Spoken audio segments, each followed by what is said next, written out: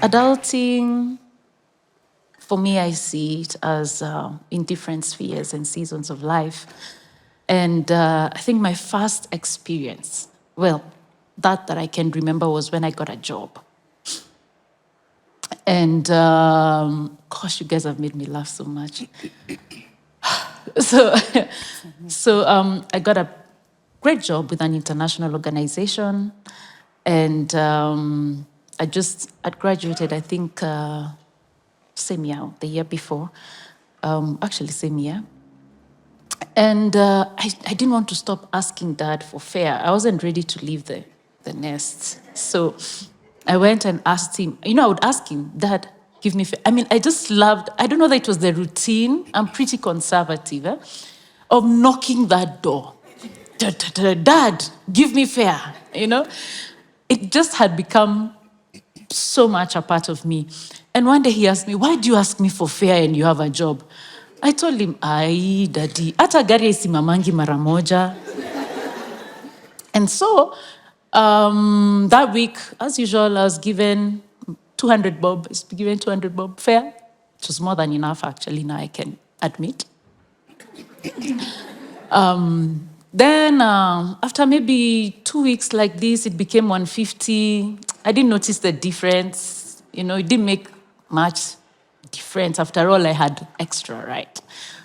Then one day it was 100 bob, and I was like, this guy must be broke. My God. Anyway, it's okay, katikati ya mwezi, it's okay. And I mean, Dad can't say no, by the way. That, to know, when Dad wanted to say no, he would say when funds are available.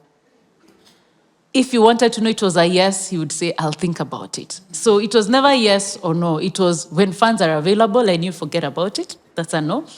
I'll think about it. I knew just a matter of time. I'll get it. So continued as like, okay, this 100 bob, and he gave me 100 bob for, I think it was a week or so. Then he gave me 50 bob. And I was like, where am I supposed to go with him? And I told him, Dad, 50 bob. And he told me, you told me gari isimamangi mara moja. I'm stopping it, And that's how I got wind off by this eagle from the nest. Kind of was pushed out. However, I acclimatized. And in a few years, I must say that I was fortunate that, not just fortunate, but I'm very driven. Once I set a goal, I just work it backwards and nothing stops me. So in a few years, I had ticked all my boxes. I had my master's, I was earning in dollars, as in I just had it all. I was in this relationship that were first friends and then boyfriend and basically all of my young adult life from like 18 to 28. So, prayer partner too. And I ticked all the boxes, but one, which was marriage, and it was time for me to get married.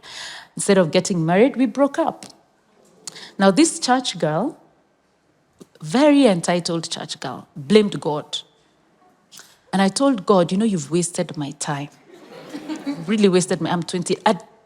There was nothing remaining, just getting married. So I was very upset with God. I told him, you've wasted my time. So I will go get myself a husband. But I'll be fair to you because I love you. I'll make sure he's godly. Yeah.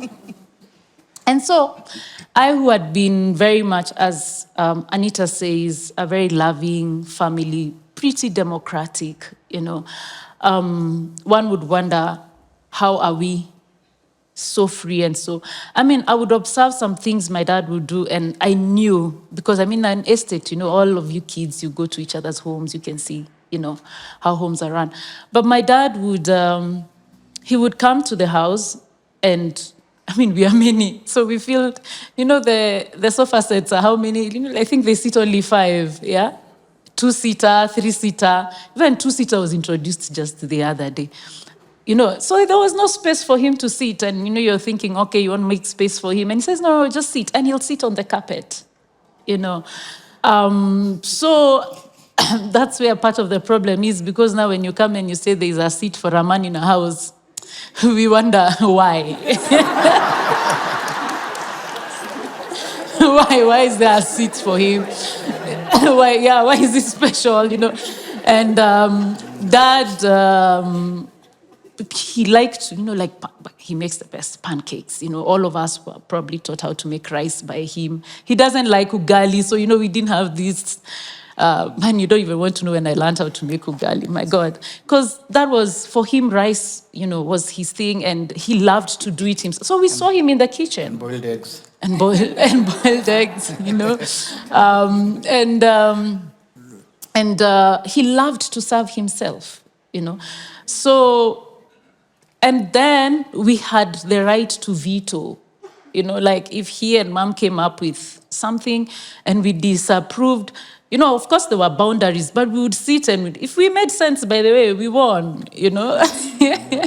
So with that freedom, I went off to get myself a husband. And a godly one, but of course I had this mindset of what a husband should be. You don't question me. If you have a question, approach well, And well, came the time when, punde si punde, I was pregnant and pleading back to God. God, please, if you wear trousers, I'm holding onto them tightly. I had just signed a lease for a house, my first home, I was moving out of what I now felt was a cage to my own crib, and I want to be alone, my own time. But I didn't anticipate the pregnancy. My baby came, and she was a great blessing. And that was now another level of adulting. But I loved my daughter. She was a rock, and how we had agreed to name her, her father came and convinced me. We call her Abigail, which meant Father's Joy, capital F. He really marketed it. And so we bring up this beautiful girl. We were not married, but we came up with a model we called 2 houses, 1 home. And it worked, guys, by the way, it worked. It really, really worked, It really, really worked. And my little girl is now not little anymore. She's 14. And that I thought would just be the height of adulting. I had now managed home management, was raising a child very seamlessly with a man who I was not living in the same household with. God had forgiven me, we'd made up. Then came my next season of adulting, and the father of my child passed on. And that I did not see coming. And he was a very present father, very present. And I'd never been a single mother, not even once. In fact, if I was to give birth today, it would probably be like, unless I get such a supportive husband, it would be like starting all over again, because he was there from day one. Actually, all the fathers in my life, my heavenly father forgave me.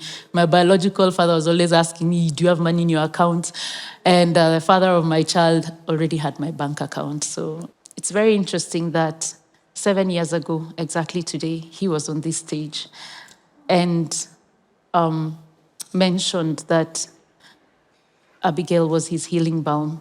And today I pray that I would be her healing balm, having lost her father at 13.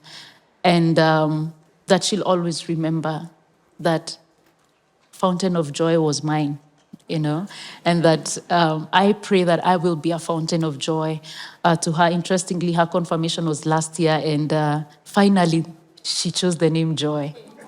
So I finally got mine. And in conclusion, I'll say what I realize about adulting is it's personal, but it's not individual. It is pretty communal, family, God, friends. And right now in this journey, I miss my mother. But I realized that there's a piece of her in every one of my siblings. And for me, they have all become my mother. Even my dad has become my mother. And when mom died, I chose to go back home. And I remember a friend telling me I'm making an emotional decision. I didn't want him to be alone over, is it 40 years or 30 years together? And then suddenly he's in the house alone, systems. Women, we have systems, we just don't write them down. And so I chose to go back home, and a friend told me it was an emotional decision. And I told him, this is the best emotional decision I've ever made in my life. And I'm just happy because then, there was presence, because at that time it was just he and mom at home, and my brother who was staying with my sister also came back home, so at least to ask him for fare, dad fare. And so I want to just say in front of all you all that I appreciate my family, and through this season, because I'm still going through it, and I'm really thankful for the support that they've given me, and they've made adulting so much easier for me.